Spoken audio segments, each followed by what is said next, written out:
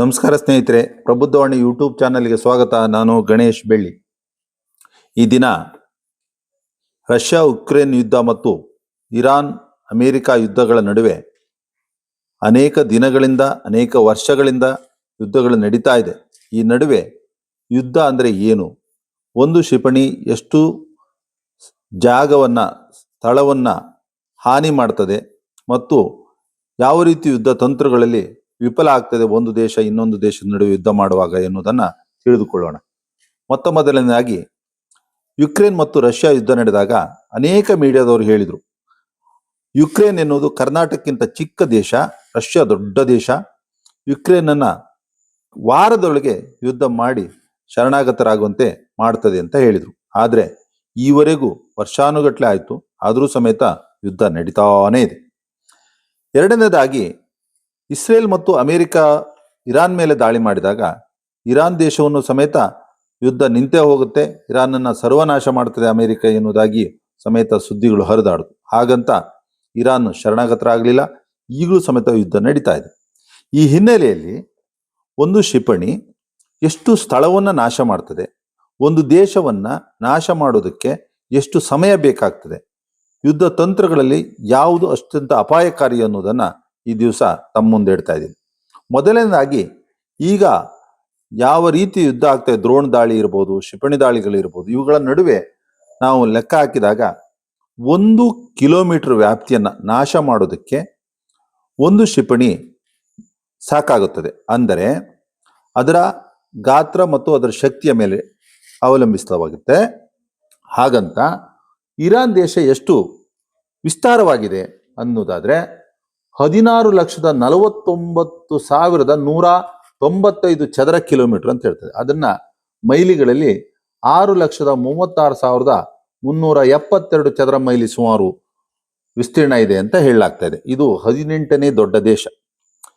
ಇಷ್ಟೆಲ್ಲ ದೇಶವನ್ನ ನಾಶವನ್ನ ಹೇಗೆ ಮಾಡ್ತದೆ, ಇದನ್ನ ನೋಡ್ಲಿಕ್ಕೆ ಹೋದ್ರೆ ಭಾರಿ ಅಪಾಯಕಾರಿಯಾದ ಒಂದು ಯುದ್ಧ ಈ ಪ್ರಪಂಚದಲ್ಲಿ ನಡೀತಾ ಇದೆ. ಯಾಕೆ ಈ ಮಾತನ್ನು ಹೇಳ್ತೇನೆ ಅಂತಂದ್ರೆ, 1 ಕಿಲೋಮೀಟರ್ ಲೆಕ್ಕದಲ್ಲಿ ಎಷ್ಟು ಕ್ಷಿಪಣಿಗಳನ್ನ ಹಾಕಬೇಕಾಗ್ತದೆ ಇರಾನನ್ನು ಹಾಳು ಮಾಡಬೇಕು ಅಂತಂದ್ರೆ ಅದನ್ನ ನೀವೇ ಲೆಕ್ಕ ಹಾಕಬೇಕಾಗ್ತದೆ. ಹಾಗಾಗಿ 16,48,195 ಕ್ಷಿಪಣಿಗಳ ದಾಳಿ ಸರಿಸುಮಾರು ಮಾಡಬೇಕಾಗ್ತದೆ. ಇಷ್ಟೆಲ್ಲ ದಾಳಿ ಮಾಡೋದಕ್ಕೆ ಅಮೆರಿಕದಲ್ಲಿ ಅಷ್ಟೆಲ್ಲ ಕ್ಷಿಪಣಿಗಳು ಸ್ಟಾಕ್ ಇದೆಯಾ ಕೇಳಿದ್ರೆ ಇಲ್ಲ. ಇದಕ್ಕೆ ಒಂದು ಪರ್ಯಾಯ ಮಾರ್ಗ ಏನಪ್ಪಾ ಅಂದ್ರೆ, 2ನೇ ಮಹಾಯುದ್ಧದಲ್ಲಿ ಜಪಾನ್ ಮೇಲೆ ಹಾಕಿದ ಹಿರೋಶಿಮಾ ನಾಗಸಾಕಿಯ ಮೇಲೆ ಹಾಕಿದ ಅಣುಬಾಂಬ್. ಈ ಅಣುಬಾಂಬ್ ಹಾಕಿದರೆ ಒಂದು ದೊಡ್ಡ ಪಟ್ಟಣವನ್ನ ನಾಶ ಮಾಡ್ಬೋದು. ಅದರ ಜೊತೆಯಲ್ಲಿ ಇರುವಂತ ಒಂದು ರಾಜ್ಯ, ನಮ್ಮ ಕರ್ನಾಟಕ, ತಮಿಳುನಾಡು, ಈ ರೀತಿ ರಾಜ್ಯಗಳನ್ನು ಸಮೇತ ನಾಶ ಮಾಡಬಹುದು. ಇದು ತುಂಬಾ ಅಪಾಯಕಾರಿ. ಏನು ಕೇಳಿದ್ರೆ ಶತಮಾನಗಳಿಗೆ ಇದರ ಅಣುವಿಕಿರಣಗಳಿರ್ತದೆ. ಇದೊಂದು ಅಪಾಯಕಾರಿ. ಆ ಹಂತಕ್ಕೆ ಯಾರು ಹೋಗುವುದಿಲ್ಲ. ಆದರೆ ಈ ರೀತಿ ಇರಾನ್ ಮತ್ತು ಅಮೆರಿಕ ನಡುವೆ ಯುದ್ಧ ನಡೀತಾ ಇರುವಾಗ ಆಗುತ್ತಿರುವಂತಹ ಸಾವು ನೋವುಗಳನ್ನು ನೋಡುವಾಗ ಈ ಯುದ್ಧ ತಂತ್ರ ಮುಂದಿನ ಹಾದಿಯಲ್ಲಿ ಅಣುವಿಕಿರಣ ಸೋರುವಂತ ಅಣುಬಾಂಬ್ನ ಹಾದಿಗೆ ಹೋಗಬಹುದೇ ಎನ್ನುವಂತ ಪ್ರಶ್ನೆಗಳು ಸಮೇತ ಕಾಡ್ತದೆ. ಯಾಕೆ ಅಂತಂದ್ರೆ ಇರಾನ್ ಎಂದೂ ಸಮೇತ ಅಮೆರಿಕಕ್ಕೆ ಶರಣಾಗುವ ಮಾತುಗಳನ್ನ ಹೇಳ್ತಾ ಇಲ್ಲ. ಹಾಗಂತ ಇರಾನ್ನಲ್ಲಿ ಅಣುಬಾಂಬ್ ಹಾಕುವ ಶಕ್ತಿ ಇದೆಯಾ ಕೇಳಿದ್ರೆ ಗೊತ್ತಿಲ್ಲ. ಆದ್ರೆ ಅಮೆರಿಕಕ್ಕೆ ಆ ಶಕ್ತಿ ಇದೆ. ಅಮೆರಿಕ ಕ್ರಮ ಕೈಗೊಳ್ತದ ಎನ್ನುವುದು ಇನ್ನೊಂದು ಪ್ರಶ್ನೆಯಾಗಿ ಕಾಡ್ತಾ ಇದೆ. ಇಲ್ಲಿ ನಾವು ಕಾಣ್ತಾ ಇರುವುದು, ಈ ಜಗಳದ ನಡುವೆ ಒಂದೇ ಒಂದು ಪ್ರಶ್ನೆ ಕಾಡ್ತಾ ಇದೆ, ಬೇಕಾಗಿತ್ತಾ? ಈ ಎಲ್ಲ ಯುದ್ಧ ತಂತ್ರಗಳ ಹಿಂದೆ ಮಾನವ ತನ್ನನ್ನು ತಾನು ಅವನತಿ ಮಾಡಿಕೊಳ್ಳುವ, ತನ್ನ ನಾಶವನ್ನು ತಾನೇ ಮಾಡಿಕೊಳ್ಳುವ ಹಾದಿಯಲ್ಲಿ ಹೋಗ್ತಾ ಇದ್ದಾನೆ. ಇದನ್ನು ಸ್ಪಷ್ಟವಾಗಿ ಈ ಹಿನ್ನೆಲೆಯಲ್ಲಿ ನಾವು ಭಾರತವನ್ನ ಅಪ್ರಿಷಿಯೇಟ್ ಮಾಡಬೇಕು. ಏಕೆ ಅಂತಂದ್ರೆ ಬಾಲಾಕೋಟ್ ಮೇಲೆ ಮಾಡಿದ ದಾಳಿ ಇರಬಹುದು ಅಥವಾ ಆಪರೇಷನ್ ಸಿಂಧೂರ ಇರಬಹುದು, ಎರಡೂ ಸಮೇತ ಅತ್ಯಂತ ವೇಗವಾಗಿ ಯುದ್ಧಕ್ಕೆ ವಿರಾಮ ಹಾಕಿದ್ದಾರೆ. ಅದರಲ್ಲಿ ಆ ತಂತ್ರ, ಭಾರತದ ಈ ಯುದ್ಧ ತಂತ್ರ ನಿಜವಾಗ್ಲೂ ಎಲ್ಲರೂ ಮೆಚ್ಚಿಕೊಳ್ಳಬೇಕಾದ ಯುದ್ಧ ತಂತ್ರ. ಯಾಕಂದ್ರೆ ಪಾಕಿಸ್ತಾನವನ್ನು ಅತ್ಯಂತ ವೇಗವಾಗಿ ಶರಣಾಗತರಾಗುವಂತೆ ಮಾಡಿದೆ. ಎಲ್ಲಿ ಹೊಡಿಬೇಕೋ ಅಲ್ಲೇ ಹೊಡೆದು ನಾಶ ಮಾಡಿದ್ದು ಭಾರತದ ಯುದ್ಧ. ಅಮೆರಿಕಕ್ಕೆ ಅದು ಯಾಕೆ ಆಗ್ತಾ ಇಲ್ಲ ಇರಾನ್ ಮೇಲೆ ಅಂತಂದ್ರೆ, ಇರಾನ್ ದೇಶದ ಒಂದು ವ್ಯವಸ್ಥೆಯನ್ನು ನಾವು ಕಾಣಬೇಕು. ಅಲ್ಲಿ ಗುಡ್ಡಗಾಡು ಪ್ರಾಂತ್ಯ, ಯಾವ ಗುಡ್ಡದೊಳಗೆ ಯಾವ ಬಾಂಬ್ ಇಟ್ಟಿದ್ದಾರೋ ಅಥವಾ ಯಾವ ಶಸ್ತ್ರಾಗಾರ ಇದೆ ಅನ್ನೋದನ್ನು ಅಮೆರಿಕಕ್ಕೆ ಈವರೆಗೆ ತಿಳಿದುಕೊಳ್ಳಿಕ್ಕಾಗಲಿಲ್ಲ. ನಮ್ಮ ಭಾರತ ಆಪರೇಷನ್ ಸಿಂಧೂರ ಮಾಡುವಾಗ ಎಲ್ಲಿ ಹೊಡಿಬೇಕು ಅಲ್ಲಿಗೆ ಹೊಡೆದಿದ್ದಾರೆ. ಅದನ್ನು ಅಮೆರಿಕ ಮಾಡ್ಲಿಕ್ಕೆ ಆಗ್ತಾ ಇಲ್ಲ. ಯಾಕೆ ಕೇಳಿದ್ರೆ, ಯಾವುದು ಒಂದು ಕ್ಷಿಪಣಿ ದಾಳಿ ಮಾಡಬೇಕಾದ್ರೆ ಅದಕ್ಕೆ ಲಾಂಚ್ ಪ್ಯಾಡ್ ಬೇಕಲ್ಲ, ಆ ಲಾಂಚ್ ಪ್ಯಾಡೇ ಇಲ್ಲದೆ ಇದ್ರೆ ಹೇಗೆ ಒಂದು ಯುದ್ಧ ಮಾಡ್ಲಿಕ್ಕೆ ಆಗ್ತದೆ? ಅಂತ ಒಂದು ತಂತ್ರವನ್ನ ಭಾರತ ಮಾಡ್ತು. ಅದನ್ನ ಅಮೆರಿಕಕ್ಕೆ ಇಸ್ರೇಲಿಗೆ ಮಾಡ್ಲಿಕ್ಕೆ ಆಗ್ತಾ ಇಲ್ಲ ಎನ್ನುವುದನ್ನು ಸಮೇತ ಇಲ್ಲಿ ಗಮನಿಸಬೇಕಾದ ಅಂಶ.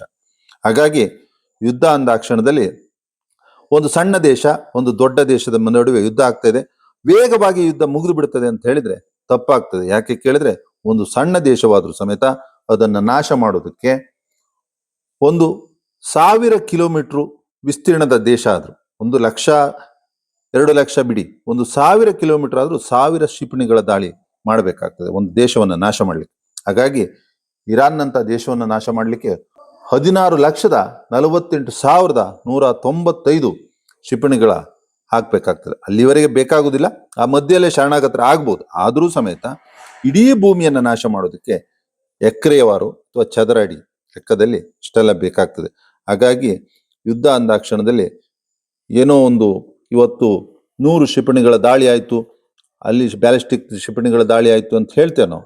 ಮೀಡಿಯಾದವ್ರು ಹೇಳಿದ ಕ್ಷಣದಲ್ಲಿ ಇಲ್ಲೇನೋ ಆಗೇ ಹೋಯ್ತು ಅಂತ ಹೇಳಲಿಕ್ಕೆ ಬರೋದಿಲ್ಲ. ಯಾಕಂದ್ರೆ ಯಾವ ಒಂದು ಕಟ್ಟಡವನ್ನ, ಒಂದು 10 ಮಾಡಿ ಕಟ್ಟಡ ಇದ್ರೆ ಅದಕ್ಕೊಂದು ಕ್ಷಿಪಣಿ ಬಿದ್ರೆ ಸಂಪೂರ್ಣ ನಾಶ ಆಯಿತು ಅಂತಲ್ಲ, ಅಂತರೂ ಆ 10 ಮಾಡಿಯ ಕಟ್ಟಡ ನಾಶ ಆಗೋದಂತೂ ಸತ್ಯ.